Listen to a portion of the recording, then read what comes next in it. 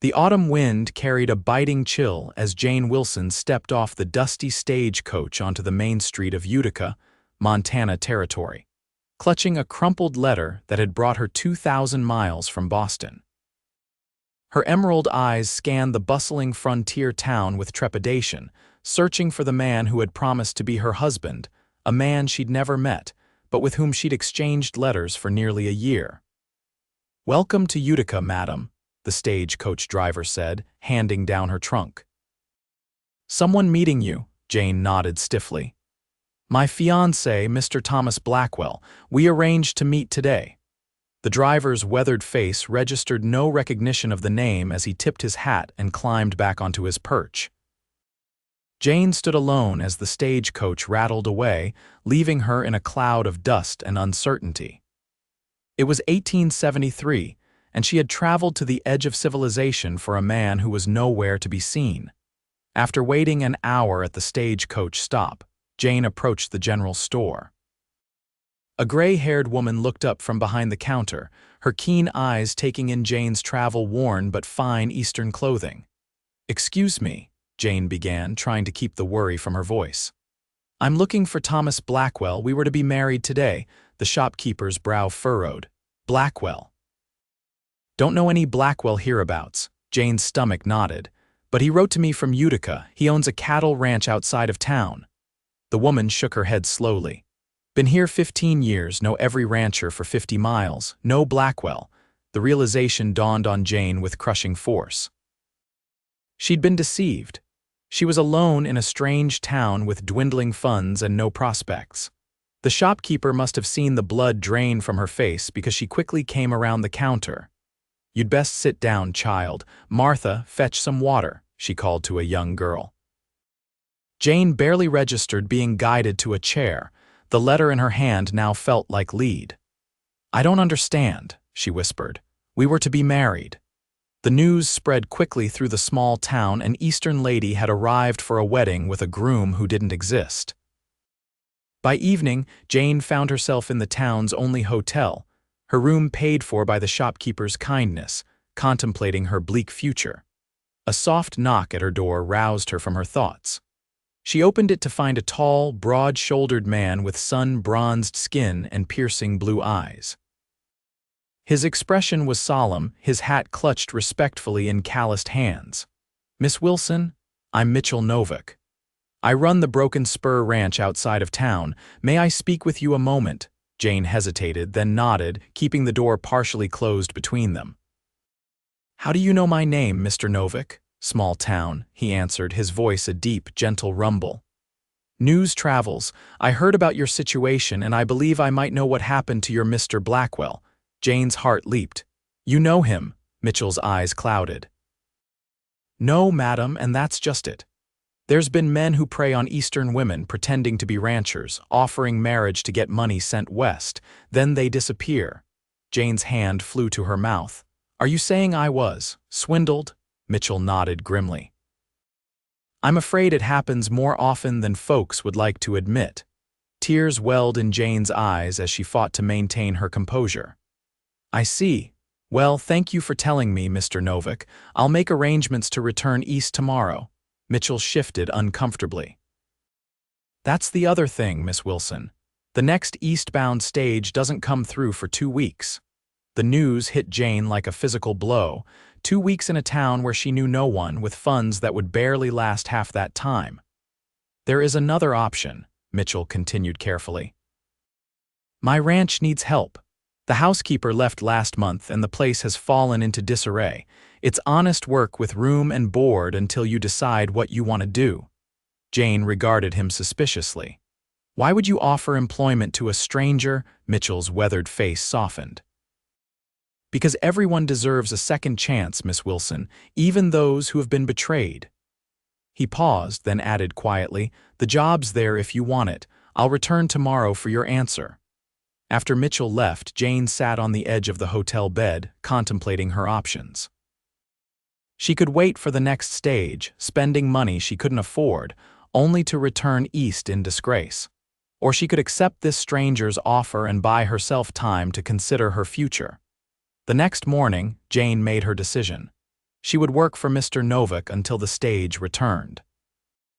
It was temporary, she told herself, just until she could regroup and form a new plan. Mitchell arrived with a wagon shortly after breakfast. Jane's trunk was loaded, and they set off down the dusty road leading out of Utica. The Montana landscape spread before them, endless golden plains meeting distant mountains, a vastness unlike anything Jane had ever experienced in Massachusetts. "It's beautiful," she breathed, despite herself. Mitchell glanced at her, a hint of a smile touching his lips. "Most Easterners find it too empty, too wild." "It is wild," Jane agreed, "but there's something honest about it. It doesn't pretend to be anything it's not." Unlike certain supposed ranchers, she thought bitterly, Mitchell seemed to read her thoughts. "Blackwell didn't just steal your money, did he? He stole your trust," Jane stiffened. "I'd prefer not to discuss it, Mr. Novak." "Fair enough," he nodded, returning his attention to the trail ahead. They traveled in silence for nearly an hour before the broken spur came into view. The main house was larger than Jane expected, a sturdy two-story structure of hewn logs with a wide porch. Several outbuildings dotted the property, and in the distance, cattle grazed on rolling pastures. "You've built quite a home," Jane remarked, genuinely impressed. Mitchell's hands tightened on the reins. "My father started it. I've just been trying to keep it going since he passed." As they pulled up to the house, two men emerged from the barn.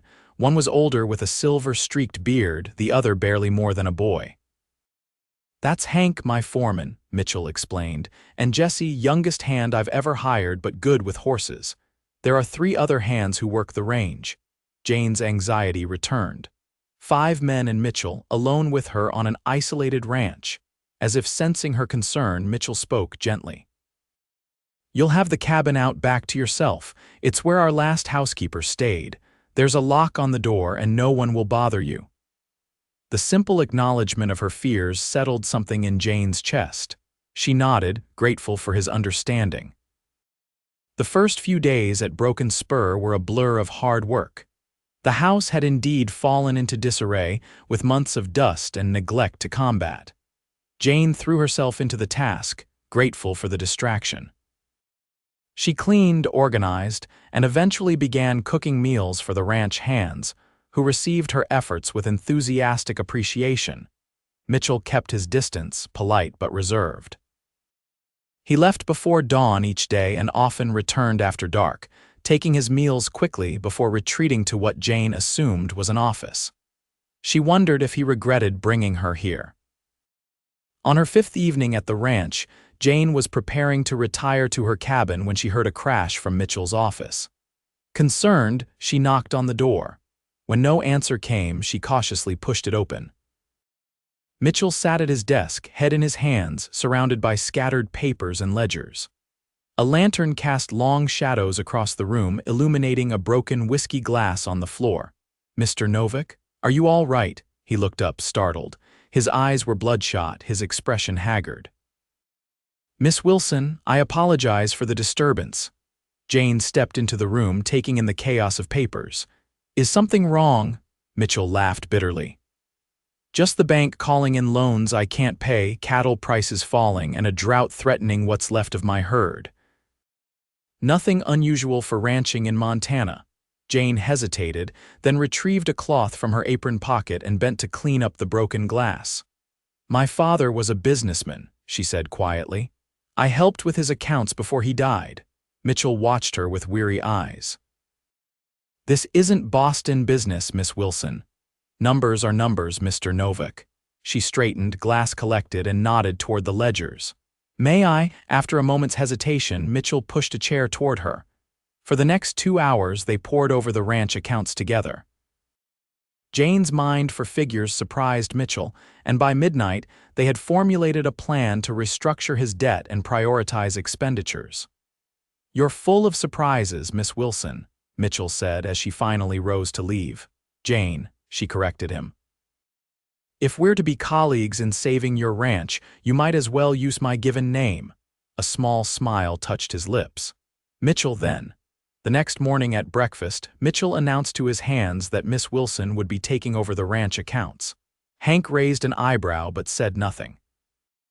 The younger men seemed indifferent. So long as the quality of meals continued over the following weeks, Jane and Mitchell fell into a routine. Mornings she spent cooking and cleaning, afternoons managing accounts and correspondence with suppliers.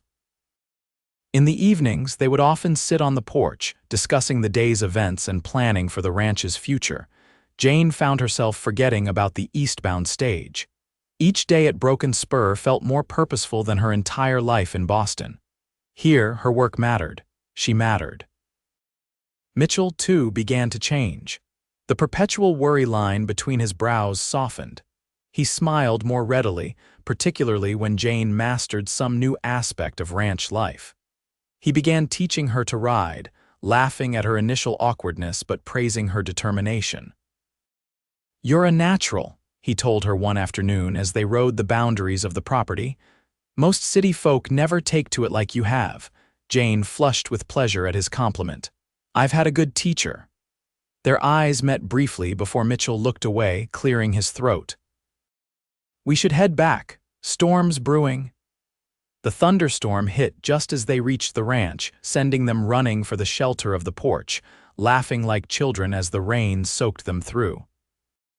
"You look like a drowned cat," Mitchell chuckled, reaching out to brush a wet strand of hair from Jane's face. His touch lingered and something electric passed between them. For a heartbeat, Jane thought he might kiss her.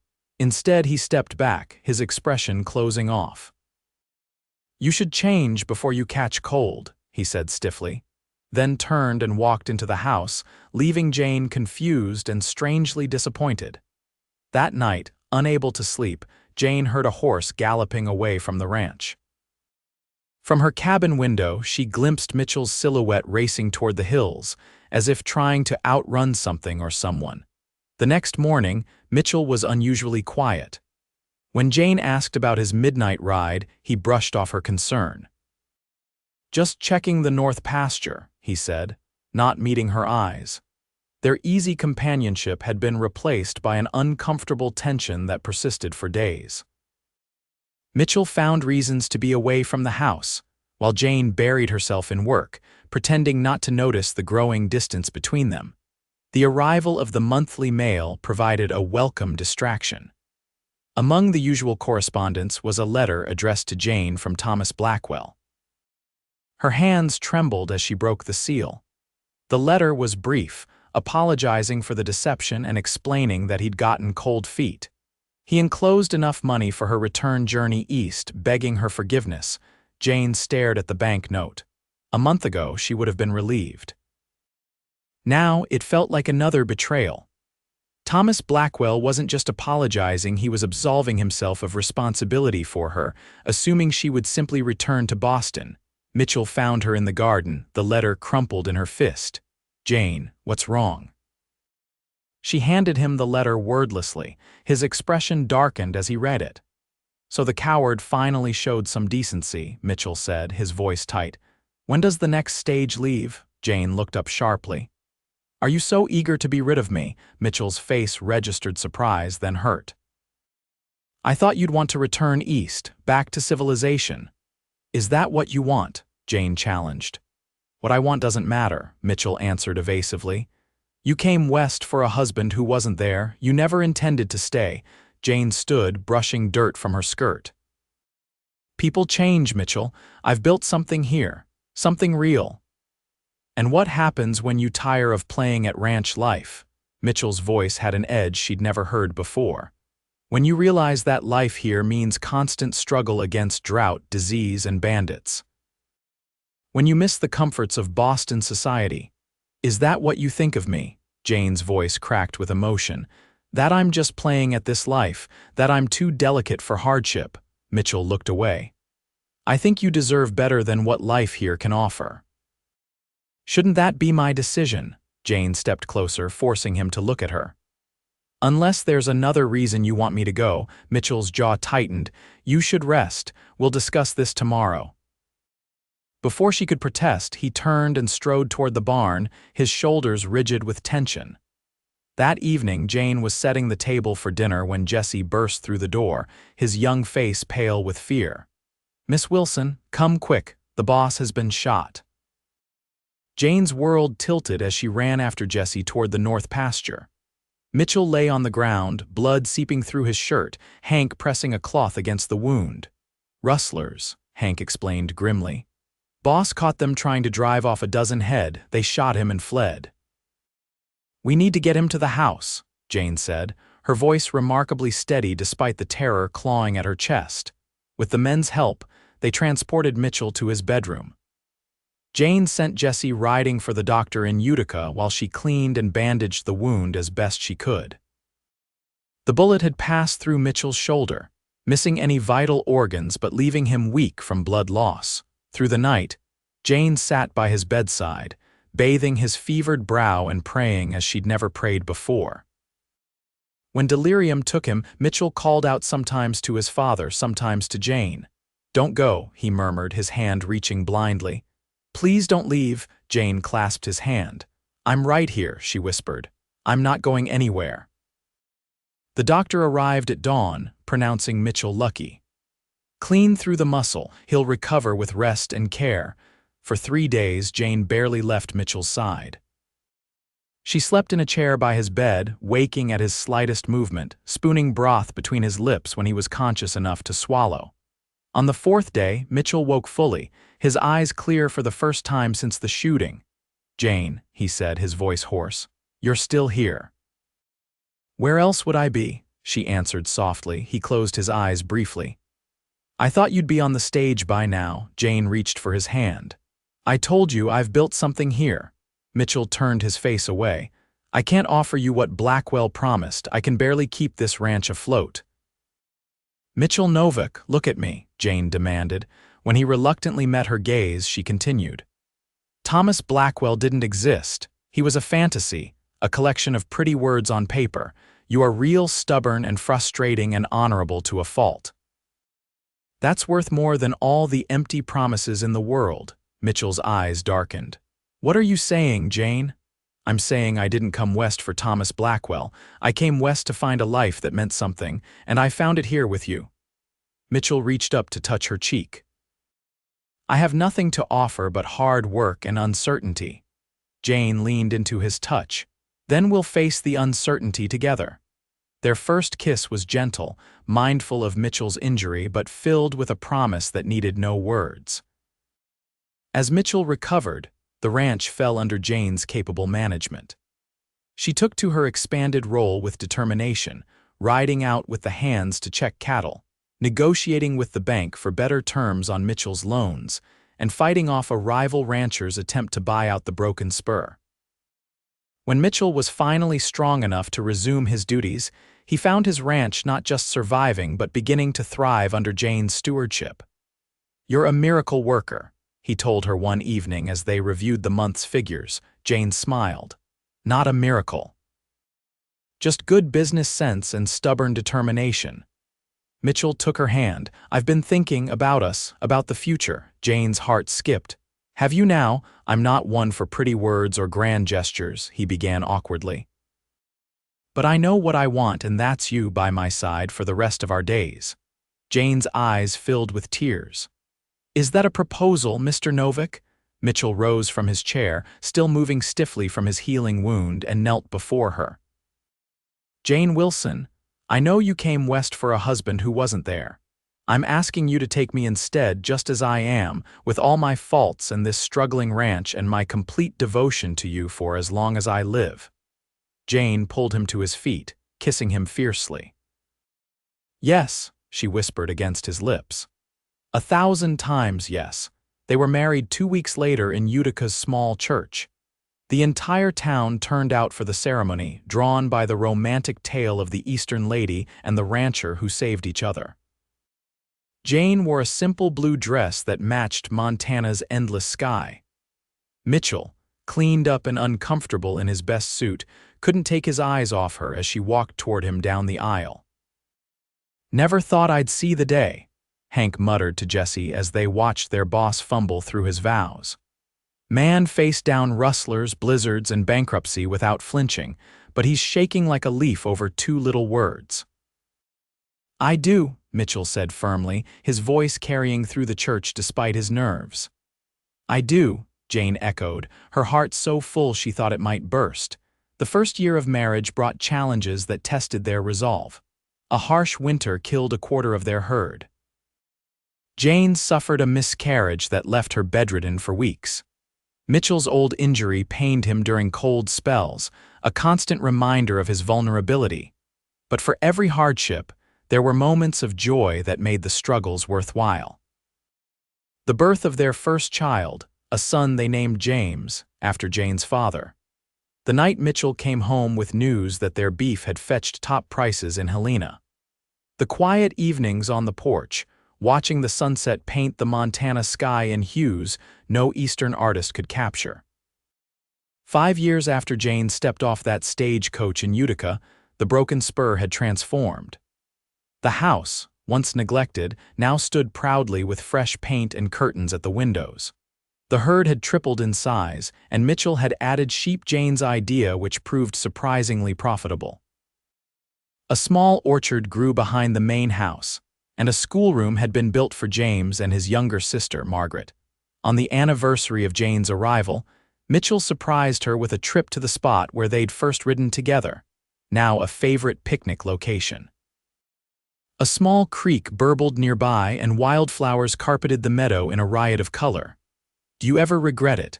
Mitchell asked as they watched their children playing by the water's edge. "Coming west, staying." Jane leaned against his shoulder, content in a way she'd never imagined possible back in Boston. "Not for a single moment." Mitchell wrapped his arm around her waist. "Even though your Thomas Blackwell turned out to be a fraud," Jane smiled up at him. "He brought me to you, didn't he?" "I'd say that worked out rather well." Mitchell laughed, pulling her close for a kiss that, even after years of marriage, still made her heart race. "I love you, Jane Novak." "And I love you, Mitchell Novak," she replied. "My real-life cowboy who said I am." As the years passed, the Novak Ranch became one of the most prosperous in the territory. Jane never did return east, though she maintained correspondence with her few remaining relatives in Boston. Some expressed confusion at her choice to remain in what they viewed as wilderness, but Jane knew they couldn't understand the life she'd built. By the time Montana achieved statehood in 1889, Jane and Mitchell had added a third child to their family, another boy, who showed his father's talent with horses and his mother's head for figures. The broken Spur now encompassed over 10,000 acres, with modernizations that made it a model for other ranches in the region.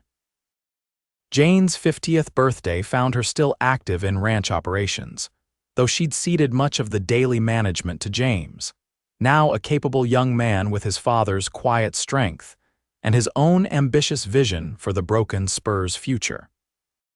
"Happy birthday, my love," Mitchell said, presenting her with a small box at their private celebration after the larger party had ended. Inside lay a delicate gold locket. When Jane opened it, she found a miniature photograph of them on their wedding day on one side. On the other was a tiny piece of yellowed paper. "Is this?" she began, recognizing the handwriting. Mitchell nodded. "The first letter you received from Thomas Blackwell. I found it among your things when we were first married. Thought about burning it, but then realized without him, we might never have found each other." Tears filled Jane's eyes as she closed the locket and placed it around her neck. "After all these years, you can still surprise me." Mitchell drew her into his arms, his hair now streaked with silver but his embrace as strong as ever. "That's my plan for the next 50 years too." Jane laughed, resting her head against his chest. "Ambitious for a man your age." "I've got good motivation," he replied, dropping a kiss on her forehead. "Best decision I ever made was offering a job to that lost Boston lady." "Best decision I ever made was accepting it," Jane countered. "Even if I did think you were a bit intimidating at first," Mitchell chuckled. "Me? I was terrified of you, all proper and educated, using words I'd never heard before." "We've come a long way from that first meeting," Jane mused. "That we have," Mitchell agreed, "and I wouldn't change a single step of the journey." As they stood together on the porch of the home they'd built, watching the Montana sunset paint the sky in familiar splendor, Jane thought about the twists of fate that had brought her here. A deception that led to truth. A broken promise that led to one kept for a lifetime. A journey west for a husband who wasn't there, and the cowboy who stepped forward to say, "I am." It hadn't been the life she'd planned, but it had become the one she couldn't imagine living without. The winter of 1915 brought illness that swept through Montana like wildfire. At 70, Mitchell fought the influenza with the same determination he'd shown fighting every other challenge in his life, but this was one battle he couldn't win. "Don't you dare follow me too quickly," he whispered to Jane as she held his hand through his final hours. "The children need you. The grandchildren need their grandmother's stories." "I'll stay as long as I'm needed," Jane promised, her heart breaking even as she forced strength into her voice. "But don't expect me to wait too long, Mitchell Novak. 42 years together isn't nearly enough." His last smile was for her alone. Best 42 years a man could ask for, he managed before slipping away in the home they'd built together. Jane lived 5 more years, long enough to see the broken Spur transition fully to James's leadership, to hold her first great-grandchild, to finish the family history she'd been writing for decades. When her time came, she went peacefully, a worn gold locket clutched in her hand. They were buried together on a hillside overlooking the ranch, beneath a granite marker that reads simply, "Mitchell and Jane Novak. They built this land together. 1873–1920. The story of the Boston lady who came west for a husband who wasn't there and the cowboy who said, "I am," became legend in Montana.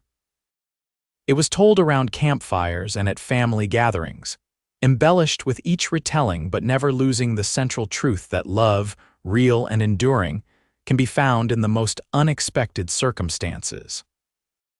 And on the broken Spur Ranch, now run by the 4th generation of Novaks, the main house still stands. In the study framed on the wall hangs a faded letter that begins, "Dear Miss Wilson, I have received your response to my advertisement and am pleased to accept your proposal of marriage.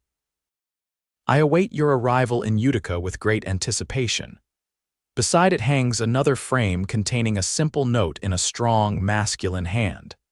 "I am not the man who wrote to you, but I am a man who will never deceive you. If you'll have me, I'll spend my life proving worthy of your trust. Yours, Mitchell." Visitors to the ranch often ask about these letters, and the current Novaks tell the tale how a fraudulent correspondence brought their great-great-grandmother west, into the arms of the man she was truly meant to find. How sometimes the path we think we're taking leads us exactly where we need to be, even if it's not where we intended to go. And sometimes, late at night when the Montana wind whistles across the plains just right, the oldest ranch hands swear they can hear the echo of hoofbeats Mitchell and Jane, riding together across the land they loved, their legacy as enduring as the mountains that frame the horizon of the home they built together. In Utica, the small church where they were married still stands, though now it serves as a historical museum. A photograph of their wedding day hangs prominently, Mitchell looking uncomfortable in his suit, Jane radiant in her blue dress, their hands clasped tightly as if afraid to let go. Beneath the photograph is a worn journal, Jane's account of her journey west and the life that followed. Visitors can read her words, written in a fine, educated hand that never lost its precision despite decades of ranch work. "I came west for a dream that proved false, only to find a reality beyond anything I could have imagined. The Montana Territory tested every assumption I had about myself, about womanhood, about what constitutes a life well lived. I arrived a proper Boston lady seeking security through marriage. I became a rancher's wife, a mother, a businesswoman, a part of this wild, beautiful land. Mitchell says I saved the broken Spur. Perhaps that's true. But the ranch and the man who built it saved me too, from a life half-lived, from never knowing my own strength, from the limitations others would have placed upon me. If you are reading this, know that the greatest adventures often begin with the greatest disappointments. That sometimes we must lose what we think we want to find what we truly need. That real love is not found in pretty words or grand promises, but in the daily choice to stand together, facing whatever comes. I came west for a husband who wasn't there. The cowboy said I am, and that has made all the difference. The journal ends with a pressed wildflower, a Montana bluebell, still retaining a hint of its original color after more than a century. Beside it, in Mitchell's rougher hand, is written, "The exact shade of her eyes when she laughs, the most beautiful sight in Montana." Their descendants still ranch in Montana, though the broken spur has grown and changed with the times. The current generation of Novaks includes doctors, lawyers, and teachers, alongside those who still work the land. But all of them know the story of Jane and Mitchell, how love found in adversity can root deeper and grow stronger than any other kind. And each year, on the anniversary of Jane's arrival in Utica, the family gathers at the old homestead. They read from her journal, share stories passed down through generations, and raise a toast to the Eastern lady and the Montana rancher whose love story founded their legacy. To Jane, they say, glasses raised to the big Montana sky, who came west for a husband who wasn't there. And to Mitchell, comes the response, who said I am. In a changing world, their story remains constant, a reminder that sometimes life's greatest disappointments lead to its greatest joys, and that love, when it's real, can transform not just two lives but generations to follow. The sun sets over the broken spur, painting the sky in colors Jane once described as heaven's own canvas. Another day ends on the ranch that love built, in the land where an Eastern lady found her true home, in the arms of a cowboy brave enough to step forward when fate created a void and simply say, I am. And that, in the end, made all the difference.